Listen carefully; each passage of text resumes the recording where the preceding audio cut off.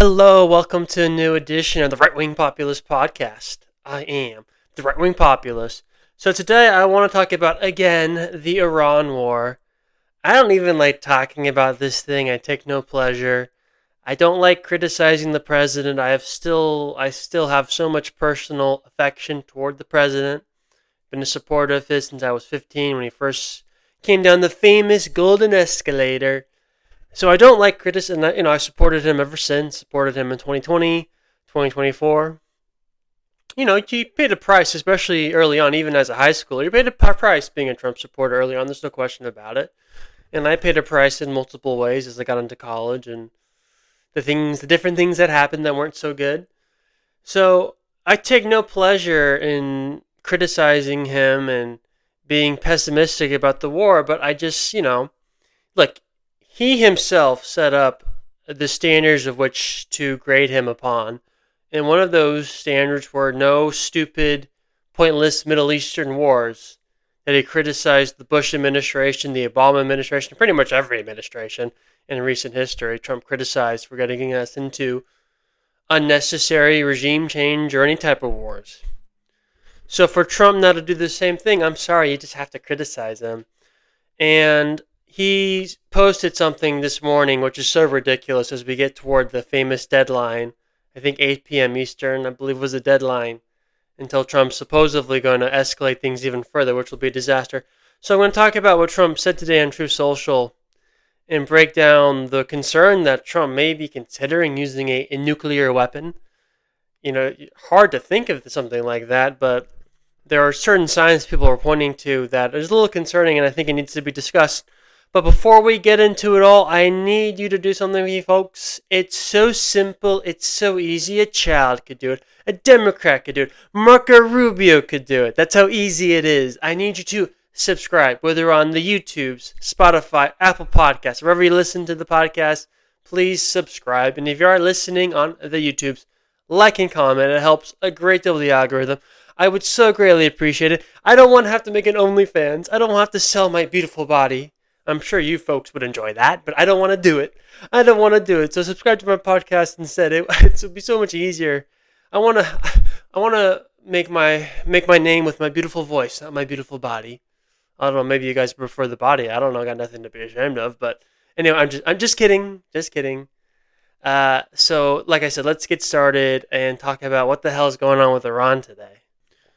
So like I said the other day, a couple days ago, Trump had created this fake deadline or totally random deadline, saying that, if there wasn't an agreement made between the Americans and the Iranians by 8 p.m. Tuesday, our time, that basically things were going to escalate and Trump was going to, start bombing energy plants and even, civilian structures like bridges, stuff that is not basically war crimes. I'll just be blunt about it. War crimes.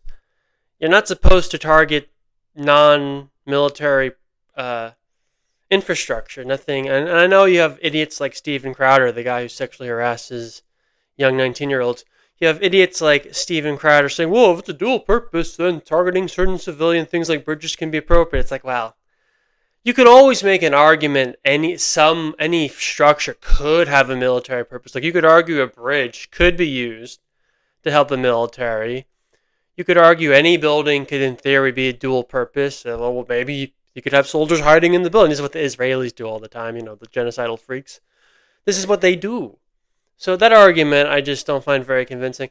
And, to make matters worse, Trump this morning posted this, and as we get, closer and closer to the deadline tonight, he said this, and I quote, "A whole civilization will die tonight, never to be brought back again.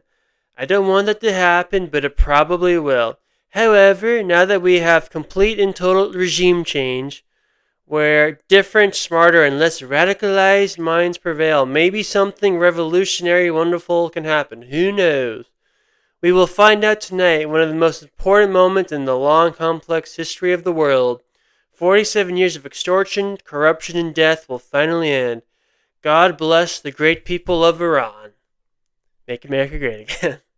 Well, first off, it's so funny to me, end of quote. It's so funny to me that Trump says at the end of the post, God bless the great people of Iran. at the same time, or just yesterday or 2 days ago, he was starting to blow up civilian infrastructure, blowing up non-military power plants. People will die if we do that. I mean, they're going to the babies in incubator who'll die that are on different people on, life support. If we, Iran is not like people think Iran's like this, insignificant third world country. It's not. It's a modern country. And if you take out the power supply, if you take out the power plants of modern countries, that's going to result in the death of many people. And if you take out civilian infrastructure, things like bridges, that'll result in the death of people, and it'll just make life much harder for the average Iranian person that we're supposed to be helping, which is ridiculous. We're not really there to help the Iranian people. That's just a joke. You think the Israelis or the United States cares about the average Iranian person? No, that's just a myth. That's just pro-war propaganda that we used to try to justify us getting involved. Okay, it's the oldest trick in the book. The fact that some Americans, idiots like Clay Travis, who defend this war, the fact that Clay Travis, the guy who is supposed to be this guy who gives us great advice on sports betting, but he gets every bet wrong. So that's Clay Travis for you. He's as bad as politics as he is at sports betting, which is not good. But let's not get into Clay Travis, that fat, ugly dude. He's actually not fat. He's just chubby, but he's very ugly. He's not aesthetically pleasing to look at. No wonder he's a failed television personality. No one wants to look at him. Who would want to look at Clay Travis? Not me. His poor wife. Could you imagine being married to Clay Travis? Oh my God. You'd have to wear I would just well, let's not make fun of Clay Travis anymore. He's not worth the time. But I just feel bad for his wife. He has to stare at. Imagine having sex with Clay. Oh my God. Oh my God. Oh my God. Oh my God. I'm gonna throw up. It's okay, Chris. It's okay. You're not having sex with Clay Travis, Chris. It's okay. Thank God. Whenever I feel bad in life, whenever I'm feeling a little depressed, I just have to remember that I don't have to have sex with Clay Travis the way his wife does, and it makes my day so much better. But anyway, let's focus, Chris. Let's focus. So the idea that we're here to help the Iranian people, it's just a joke. Israel wants Iran. They don't even want regime change. Israel wants Iran just to be a vassal. They want that state basically to be in civil war forever, because Iran's Israel's top competitor to be the hegemon in the region. Because of that, Israel wants Iran to either have a government that's pro-Israel, pro-United States, or what they would really want is that country just to be defunct. Basically to turn it into Syria, where it's just or Libya, where it's just civil war constantly. They don't want it to be a functioning country. So the idea that the Israelis, and by proxy the United States, really want what's best for the Iranian people is a joke. And again, you have Trump threatening to blow up civilian infrastructure. So how can you blow up civilian infrastructure? How can you say that they're going to get rid of a civilization? We're going to get rid of it. We're going to destroy it. That's what Trump said today. And act as if we're doing this for the Iranian people. It's a joke. And this leads to the question that people are starting to talk about in The Guardian, which is not a good outlet, but that's a news outlet. And they're reporting that there's serious concern by some people in the government, some of Trump's advisors, that he may be seriously considering using a nuclear weapon.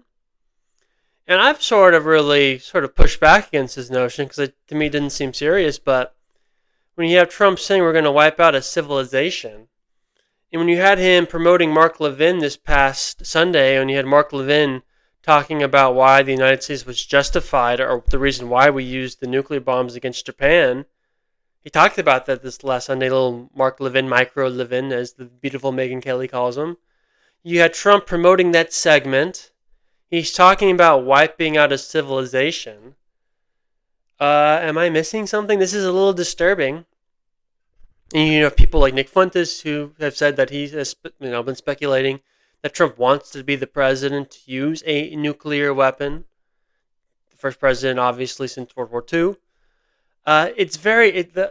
I don't think that's going to happen, but I find it very disturbing. And the one reason why it could happen is just because if you're Israel, you like how I say Israel? If you're Israel, in Iran, you consider Iran to be an existential threat to you, and you're not really winning this war. There has not been regime change, no matter how much Trump likes to say there has not been regime change. If you don't get regime change and the country isn't becoming a defunct vassal state, you have to seriously consider using a nuclear weapon if you're Israel. I mean, I think you would if you're Israel. I mean, I think it's crazy. But given the state of that country now, how paranoid that country is, how out of control that country is, I think nuclear weapons would be on the table for Israel. And by proxy, that means nuclear weapons are on the table for us. Because for whatever reason, and I don't know why, I don't get it, but for whatever reason, the U.S. government, particularly this current government, the Trump administration, is so beholden to Israel. We do whatever the hell they want. It's like crazy. So, if Israel was seriously considering using nuclear weapons, then I think we would too. Because we do whatever the hell they want. It's crazy. So, very disturbing. And make no mistake about it, and you want to remember this, you should know this. If Israel or us use the nuke, you think Muslims hate Israel now, Jewish people now? If you nuke Tehran, if you were nuke Iran in general, the nuclear blowback would be severe. It would spread throughout all the Middle East. There'd be nuclear poisoning. You think Arabs hate Jews now? You could not come back from that.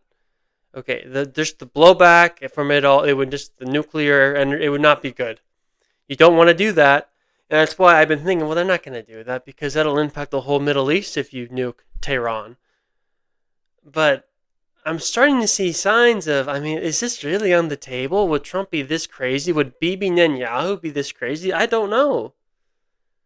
I don't like, this is why I prefaced this whole podcast by me saying, I don't like criticizing Trump. I don't even like discussing the possibility. But I want to be fair. If a Democrat was doing what Trump was doing right now, I'd be frankly even more harsh, being honest. I'm pulling back just a tiny bit by even saying I still have personal affection for Trump. But this was a Democrat. They're just like, I'd call this person a fucking crazy maniac. I call him retarded. I mean, I would not hold back. With Trump, I'm trying to look for the benefits. I'm trying to find any positives. But this war has just been such a disaster. And the other reason why the nuclear option, I think, is on the table is because there is no traditional military solution to this. This is why the Iran war has always been considered basically like a trap. You have the famous professor, Professor Pape from the University of Chicago, who has, he's game planned what it'd be like to go to war. He's been simulating what war with Iran would look like for the last, I think, 20 years. And he's always called it a trap because you keep going up the escalation ladder, but there's no actual solution. That's the problem. You can't effectuate regime change with just air support. So eventually you have to put ground troops in, and you keep having to put more and more and more, and then all of a sudden you're in a quagmire like it was in Iraq, Afghanistan, etc. That's why it's a trap. That's why up until now U.S. presidents had refused to go to war with Iran, even with Israel continuously lobbying for us to go to war with Iran. That's why Bibi Netanyahu in Israel was so against Obama's nuclear deal, the JCPOA, because it made it so that war with Iran was unlikely because we had a diplomatic solution to the nuclear problem. And the nuclear problem is the only thing, it's our only interest we have with Iran.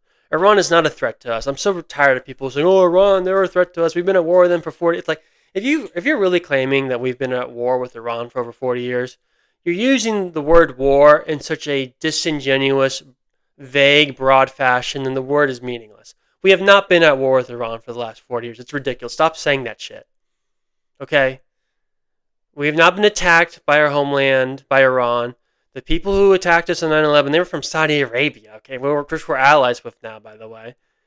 None of these, no major terrorist attacks in the United States have come directly from Iran, at least as far as we know.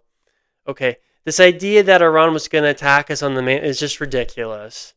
Okay, the only reason Iran was enriching past 60% in recent years was because Trump got us out of the JCPOA.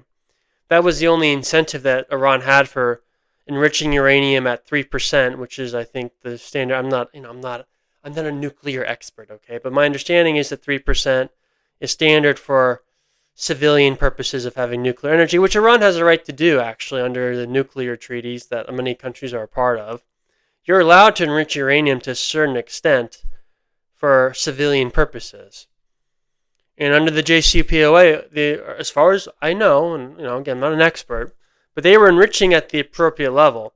Once Trump, during his first term, got us out of the JCPOA, then all bets are off. And yeah, Iran was enriching higher than was necessary, but they had no incentive not to at that point. Because at that point, a nuclear bomb is sort of your deterrent from Western hostilities or Israeli hostilities. So the point is, this war is giving the wrong incentive for the Iranians because I don't think you're going to get regime change. I just don't. So once this war ends and Iran is still standing, they're going to have all the incentive in the world to get a nuclear weapon. But then that's a problem for the United States. That's the reason why Trump can't really leave the conflict, because if you leave the conflict without a deal, and Iran is not interested in negotiating a deal because they keep getting, sabotaged by the Israelis, or or the United States is not negotiating with them in good faith. So Iran's uninterested in negotiating with us. So what? We're going to leave the war without a deal? That just almost guarantees Iran gets a nuclear weapon at some point. So this whole thing is just such a disaster.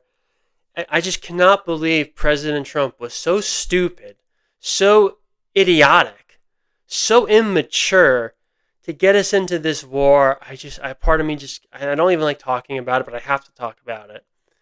And I'm very concerned about this deadline. I hope Trump tacos. Trump always chickens. I hope he tacos, and he extends the deadline and pretends like negotiations have made progress, which it's not clear to me how much negotiations are really going on at this point. So it's a sad situation. I'm very disappointed. Hopefully things work out. I hope there's a ceasefire that just ends up becoming a permanent ceasefire, but things are not great right now, and the nuclear threat is real. I don't think it's likely, but I think it's real, and that's why I wanted to discuss it, because I think it needs to be discussed more, because I do not trust the Israelis, and at this point, I hate to say it, I don't really fully trust our president. But hey, we'll see what happens. Anyway, folks, that's it for today. We should be back tomorrow. Again, thanks for listening. Subscribe, whether on YouTube, Apple Podcasts, or Spotify. Greatly appreciate it. Like and comment again. It helps with the algorithm. We should be back tomorrow. I hope you have a great, big, beautiful day, folks. Bye-bye.